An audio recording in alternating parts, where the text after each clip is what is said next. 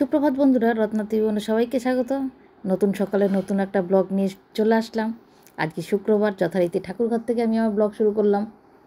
দেখো, পুজো পাঠ সব হয়ে গেছে, তাই ভাবলাম একটু তোমাদের সঙ্গে শেয়ার করি, তোমরাও একটু দর্শন করো। আজকে আমার মাকে দেখো, লাল ভেলভেটের একটা ড্রেস পরিয়েছি, তারপরে লাল জবার মালা, মিলে মিশে একাকার হয়ে গেছে।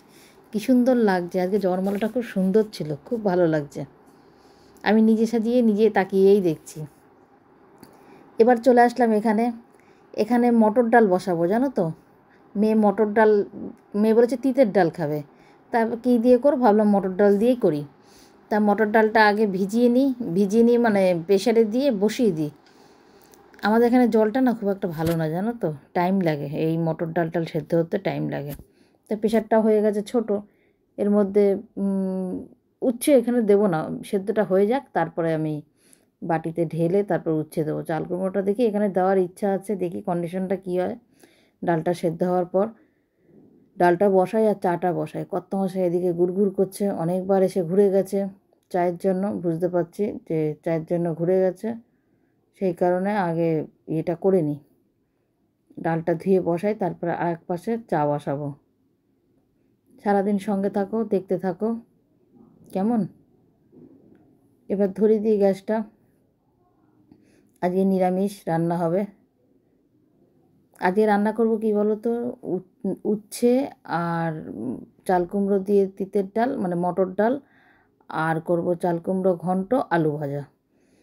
তারপরে ভেবেছিলাম, আমি একবার মনে হয়েছিল আলু সেদ্ধর কথা, তারপরে ভাবলাম কি যে মেয়ে হয়তো চাইবে না আলু সেদ্ধ, এত পদ হয়েছে তো। তারপরে ঠিক যেহেতু আমি ভয়েসটা পরে দিচ্ছি, মেয়ে খাওয়ার সময় বলেছিল আলু সেদ্ধর কথা, শেষে আমি আলু সেদ্ধ একটু দিয়েছিলাম, কিন্তু সেটা তোমাদের সঙ্গে শেয়ার করা হয়নি গো। ভিডিওটা বড় হয়ে যাবে, আর তারপরে সবথেকে বড় কথা আমার মাথাতেই নেই, তখন অনেক বেলা হয়ে গেছিলো, সেই কারণে আর ওটার ক্যামেরাবন্দি করতে পারিনি। এবার আমি কেটে নিই। সবার প্রথমে কাটছি উচ্ছেগুলো বেশ গোল গোল চাক করে উচ্ছে কেটে নিচ্ছি। 3টে বড় বড় উচ্ছে না, সরি, মানে খেয়াল থাকে না, করলা, ওটা উচ্ছে না, কারণ বড় বড় ছিল, লম্বা লম্বা বড় বড়। 3টে করলা নিয়েছি, আর একটা চাল কুমড়োর কিছুটা দিয়েছি ডালে, আর কিছুটা ঘন্ট করব। চাল কুমড়োটা আজকে এত ভালো ছিল না গো, খুব নরম, খুব কচি ছিল, খুব তাড়াতাড়ি রান্না হয়েছিল, অল্প একটু হয়েছিল, যা হয়েছিল একবেলাতেই হলো। চাল কুমড়োটা খুব ভালো ছিল, কচি ছিল। তা রাঁধতে তো আর বেশি টাইম লাগে না, কাটতে করতেই টাইম লাগে, তাই না বলো। আরও সবজি এনেছিল, দেখো, সোয়াবিন আছে, কাঁচা কলা, ওগুলো সব দিয়ে দিয়েছি। তোমার দাদাভাই না আনবে এক গাদা সবজি, এনে বলবি কি তোমার যা খুশি তুমি তাই করো। আমি যা খুশি তাই করো মানে, তাহলে তুমি আনো কেন? বলো আমি এনেছি, তোমার ইচ্ছে হলে করো। আমি তাহলে যে করলে ভালোই হয় বলো। বলে না, আমি এনেছি বলে যে তোমার করতে হবে তা কোনো কথা না, তবে তুমি করলে করতে পারো, আমার কোনো ইয়ে নেই।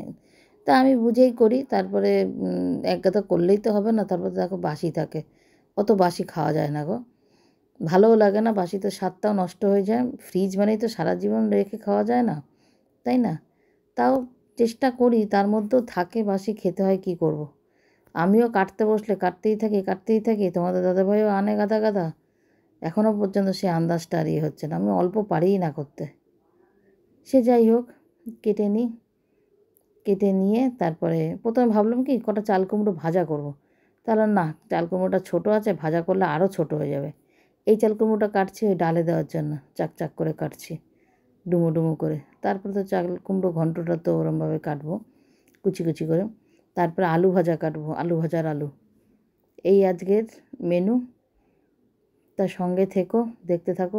ওখানে তো চা বসিয়ে দিয়েছি, আর মটর ডাল কত মাসে অনেকক্ষণ গুড় করছে। আগে চাটা দিয়ে নিই, চা দিয়ে তারপরে কাজটা করি। একবার ভয়েস দিয়েছিলাম, আমার এই ফোনের না মেমোরিটা এতটাই কম না গো, সব যেন কালো হয়ে গেল, আবার সেটাকে ডিলিট করে আবার নতুন করে ভয়েস দিচ্ছি, জানো। এই ভিডিওটা ছাড়বো, ভিডিওটা ছেড়ে তারপরে বসবো লাইভে। তো সেখানে যদি ভিডিওটা আমি না পুরোপুরি করতে পারি, কী করে হবে। এটা আবার দেখবে আপলোড করতে কতক্ষণ টাইম লাগবে জানি না। ওয়েদার একটুও ভালো না, আজকে পুজো করতে বসেছি, সেই সময় এমনভাবে বৃষ্টি হলো না গো, আমি তখন গুড় ভাঙছি, সে গুড় ভাঙতে গিয়ে ফেলে রেখে আমি দৌড়, যা দিয়েছি সব বাইরে দিয়েছিলাম, সব ভিজে যাবে। তারপরে সেগুলো তুলে এনে একদম, না, পুজো দিতে বসে তো বারবার উঠতে পারবো না, একেবারে নিশ্চিন্ত মনেই বসবো। তো ওই সব তুলে একেবারেই বসেছিলাম। দেখো একভাবে চেপে বসতে বসে না কোমর যেন টন টন করে, একবার এই পা দিই একবার ওই পা দিই, পা ইয়ে করে করে বসি।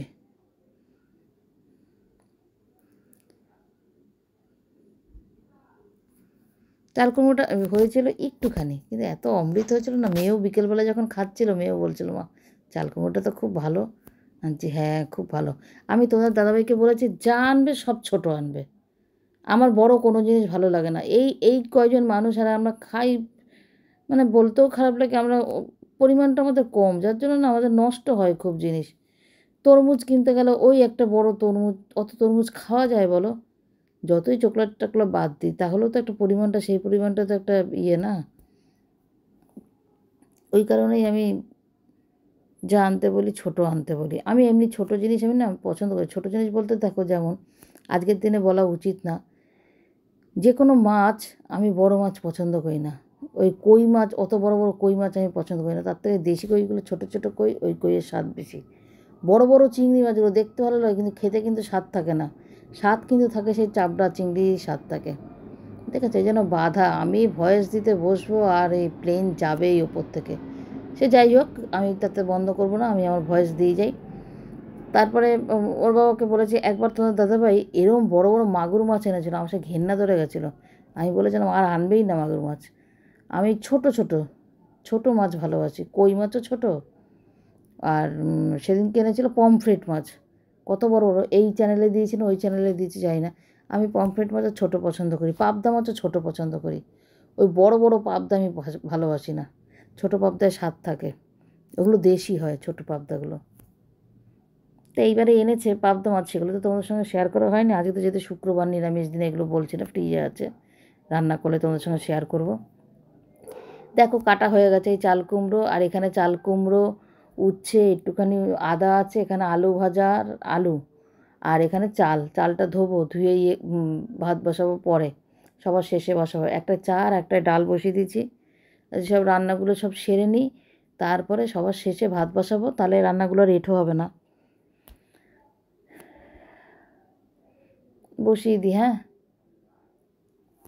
হোক, জলটা ফুটুক, চায়ের জলটা ফুটলে চাটা দিয়ে ঢাকা দিয়ে দেবো।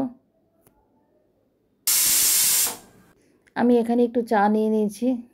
এখানে চাটা দেখো ফ্লাক্সও ঢাকা আছে, বাটিতে একটু আছে, তোমাদের দাদাভাইকে আর মেয়েকে দিয়ে দিয়েছি। আর এই চাল কুমড়োটা বসিয়েছি, দেখেছো চাল কুমড়োটা আরও নরম হয়ে যাচ্ছে, একদম মোচে একটুখানি হয়ে যাবে চাল কুমড়োটা।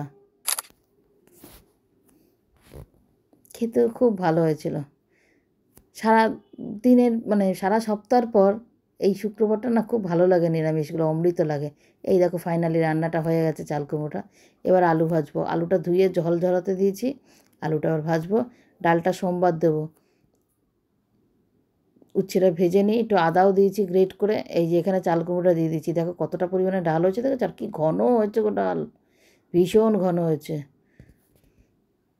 ফাইনালি রান্না হয়ে গেছে, এখানে ভোগ লাগিয়ে দিয়েছি আর তোমাদের দাদাভাইকে আর মেয়েকে খেতে দিয়েছি।